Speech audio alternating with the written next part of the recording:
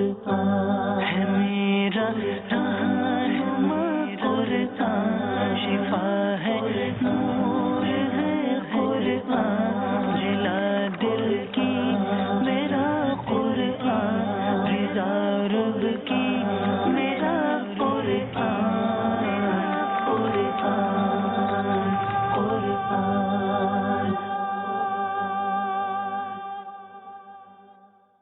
الحمد للہ رب العالمین والصلاة والسلام علی سید المرسلین، اما بعد فاعوذ باللہ من الشیطان الرجیم، بسم اللہ الرحمن الرحیم۔ الصلاة والسلام علیک یا رسول اللہ وعلی آلک واصحابک یا حبیب اللہ، الصلاة والسلام علیک یا نبی اللہ وعلی آلک واصحابک یا نور اللہ۔ میٹھے میٹھے اسلامی بھائیوں اور مدنی چینل کے ناظرین، سلسلہ ہے ایک قصہ ہے قرآن سے۔ قرآن ہے میرا رہنما، قرآن شفا ہے، نور ہے قرآن، جلا دل کی میرا قرآن، رضا رب کی میرا قرآن، قرآن قرآن۔ الحمدللہ اس سلسلے میں مختصر سے وقت میں قرآن پاک کے کسی نورانی، کسی مبارک، کسی انوکھے قصے کے بارے میں سنتے ہیں اور بہت کچھ سیکھنے کو بھی ملتا ہے۔ اسلامک ہسٹری کے بارے میں، اسلامی تاریخ کے بارے میں بھی بہت ساری معلومات حاصل ہوتی ہے۔ پچھلے سلسلے میں ہم نے جنتی لاٹھی کے بارے میں سنا تھا۔ یہ لاٹھی حضرت موسیٰ علیہ السلام کا مبارک عصا ہے۔ ہم نے پچھلے سلسلے میں اس لاٹھی کے کچھ عظیم کمالات کے بارے میں سنا۔ حضرت موسیٰ علیہ السلام نے کس طرح فرعون کے ان جادوگروں کے سامنے اس لاٹھی کو رکھا اور وہ اشتہا بن کر اس کے سارے سانپوں کو نگل گئی۔ آج اس لاٹھی کے ذریعے جو حضرت موسیٰ علیہ السلام کے مزید معجزات کا ظہور ہوا، ان کے بارے میں سننا ہے۔ آئیے سنتے ہیں۔ اسی عصا سے ایسا بھی ہوا کہ اس عصا کو پتھر پر مارنے سے چشمے جاری ہو گئے۔ جی ہاں، یہ واقعہ کب اور کیسے پیش آیا؟ بنی اسرائیل کا اصل وطن ملک شام تھا، لیکن حضرت یوسف علیہ السلام کے دور حکومت میں یہ لوگ مصر میں آ کر آباد ہو گئے اور ملک شام پر قوم عمالقہ کا تسلط اور قبضہ ہو گیا، جو بدترین قسم کے کفار تھے۔ جب فرعون دریائے نیل میں غرق ہو گیا اور حضرت موسیٰ علیہ السلام کو فرعون کے خطرات سے اطمینان ہو گیا، تو اللہ تعالیٰ نے حکم دیا کہ قوم عمالقہ سے لڑائی کر کے ملک شام کو ان کے قبضہ و تسلط سے آزاد کرائے۔ چنانچہ آپ 6 لاکھ بنی اسرائیل کی فوج لے کر ان سے مقابلے کے لیے روانہ ہو، مگر ملک شام کی حدود میں پہنچ کر بنی اسرائیل پر قوم عمالقہ کا ایسا خوف سوار ہو گیا کہ بنی اسرائیل ہمت ہار گئے اور مقابلے سے منہ پھیر لیا۔ اس نافرمانی پر اللہ تعالیٰ نے بنی اسرائیل کو یہ سزا دی کہ یہ لوگ 40 برس تک میدان طے میں بھٹکتے اور گھومتے پھرے اور اس میدان سے باہر نہ نکل سکے۔ حضرت موسیٰ علیہ السلام بھی ان لوگوں کے ساتھ میدان طے میں تشریف فرما تھے۔ جب بنی اسرائیل اس بے آب و گیاہ میدان میں بھوک و پیاس کی شدت سے بےتاب ہو گئے تو اللہ تعالیٰ نے حضرت موسیٰ علیہ السلام کی دعا سے ان لوگوں کے لیے کھانے کے لیے من و سلوا آسمان سے اتارا۔ من کیا تھا، سلوا کیا تھا، نام تو بڑا سنا ہے۔ آئیے آج سمجھ لیجئے، جان لیجئے کہ من شہد کی طرح ایک قسم کا حلوہ تھا اور سلوا بھنی ہوئی بٹیریں تھی۔ کھانے کے بعد جب یہ لوگ پیاس سے بےتاب ہونے لگے اور پانی مانگنے لگے تو حضرت موسیٰ علیہ السلام نے پتھر پر اپنا عصا مار دیا تو اس پتھر میں 12 چشمے پھوٹ کر بہنے لگے اور بنی اسرائیل کے 12 خاندان اپنے اپنے ایک چشمے سے پانی لے کر خود بھی پینے لگے اور اپنے جانوروں کو بھی پلانے لگے اور پورے 40 برس تک یہ سلسلہ جاری رہا۔ یہ حضرت موسیٰ علیہ السلام کا معجزہ تھا جو عصا اور پتھر کے ذریعے ظہور میں آیا۔ قرآن مجید نے اس واقعے اور معجزے کا بیان کرتے ہوئے کس پیارے انداز میں ہماری رہنمائی فرمائی ہے، آئیے سنتے ہیں۔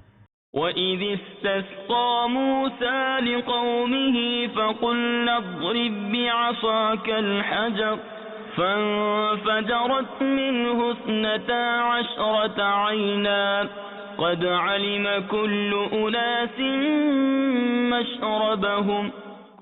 ترجمہ: اور یاد کرو جب موسیٰ نے اپنی قوم کے لیے پانی طلب کیا تو ہم نے فرمایا کہ پتھر پر اپنا عصا مارو، تو فوراً اس میں سے 12 چشمے بہ نکلے اور ہر گروہ نے اپنے پانی پینے کی جگہ کو پہچان لیا۔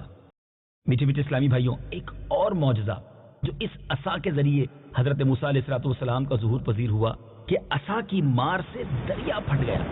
کیسا عصا تھا، کیسی لاٹھی تھی اور اس کے کیسے کیسے کمالات تھے۔ حضرت موسیٰ علیہ السلام ایک مدت تک فرعون کو ہدایت فرماتے رہے، آیات و معجزات دکھاتے رہے، مگر اس نے حق کو قبول نہیں کیا، بلکہ اور زیادہ اس کی شرارت اور سرکشی بڑھتی رہی۔ اور بنی اسرائیل نے چونکہ اس کی خدائی کو تسلیم نہیں کیا، اس لیے اس نے مومنین کو بہت زیادہ ظلم و ستم کا نشانہ بنایا۔ اس دوران ایک دم حضرت موسیٰ علیہ السلام پر وحی اتری کہ آپ بنی اسرائیل کو لے کر اپنے ساتھ راتوں رات مصر سے ہجرت کر جائیں۔ چنانچہ حضرت موسیٰ علیہ السلام بنی اسرائیل کو اپنے ہمراہ لے کر مصر کی طرف روانہ ہو گئے۔ جب فرعون کو پتا چلا تو وہ بھی اپنے لشکروں کے ساتھ بنی اسرائیل کی گرفتاری کے لیے پیچھے دوڑ پڑا۔ جب دونوں لشکر ایک دوسرے کے قریب ہو گئے تو بنی اسرائیل اب خوف سے چیخ پڑے، پریشان ہو گئے کہ اب فرعون اور اس کے سپاہی ہمیں گرفتار کر لیں گے۔ بنی اسرائیل کی پوزیشن بڑی نازک تھی۔ اب چونکہ فرعون کا خونخوار لشکر بالکل پیچھے اور آگے موجیں مارتا ہوا دریائے نیل تھا، اس پریشانی کی حالت میں حضرت موسیٰ علیہ السلام بڑے مطمئن تھے اور بنی اسرائیل کو تسلی دے رہے تھے۔ جب دریا کے پاس پہنچ گئے تو اللہ تعالیٰ نے حضرت موسیٰ علیہ السلام کو حکم فرمایا کہ دریا پر اپنی لاٹھی مارو۔ چنانچہ جو ہی آپ نے دریا پر لاٹھی ماری تو فوراً ہی دریا میں 12 سڑکیں بن گئیں اور بنی اسرائیل ان سڑکوں پر چلتے ہوئے سلامتی کے ساتھ دریا پار کر گئے۔ فرعون جب دریا کے قریب پہنچا اور اس نے یہ 12 سڑکیں دیکھی تو وہ بھی اپنی لشکروں کے ساتھ انہی سڑکوں کے ذریعے دریا پار کرنے کے لیے نکل پڑا، مگر جب فرعون اور اس کا لشکر بیچ دریا میں پہنچے تو اب وہ راستے ختم ہو گئے اور دریائے نیل جو موجیں مار رہا تھا اب فرعون کے لشکر کے اوپر آ پڑا اور فرعون اپنے لشکروں سمیت دریا میں غرق ہو گیا۔ یہ عجیب و غریب واقعہ قرآن مجید میں کہاں، کیسے اور کس انداز میں موجود ہے؟ آئیے آیات قرآنی سنیے اور ترجمہ سنیے۔ فلما تراءى الجمعان قال أصحاب موسى إنا لمدركون۔ ترجمہ، پھر جب دونوں گروہوں کا آمنا سامنا ہوا تو موسیٰ کے ساتھیوں نے کہا بے شک ہمیں پا لیا گیا۔ قال كلا إن معي ربي سيهدين۔ ترجمہ، موسیٰ نے فرمایا ہرگز نہیں، بے شک میرے ساتھ میرا رب ہے، وہ ابھی مجھے راستہ دکھا دے گا۔